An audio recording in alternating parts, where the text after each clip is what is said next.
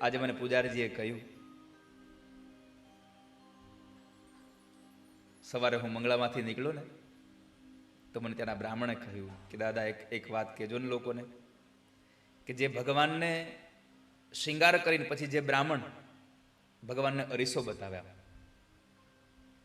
ભગવાનને કાચ દેખાડે, ભગવાન એનું મોઢું કાચમાં જોઈ લે, પછી એ કાચમાં બ્રાહ્મણ એ કાચને પોતાના હૃદય ઉપર આમ રાખી દે, અને એ બ્રાહ્મણ જ્યારે બહાર નીકળે અને એને કોઈ પગે લાગે તો એ બ્રાહ્મણને પગે લાગવાનું પુણ્ય કેટલા લોકો આશીર્વાદ આપે.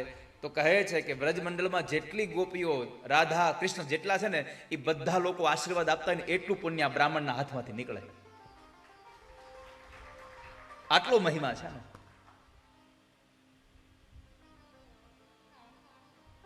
તો ભગવાન એને દર્પણ દેખાડે, પ્રભુ દર્પણ આપ દિખાતે હો, પ્રભુ દર્પણ આપ દિખાતે હો, રાધે કૌન સે પુण्य किए तुमने, हरि रोज तेरे घर आते हैं.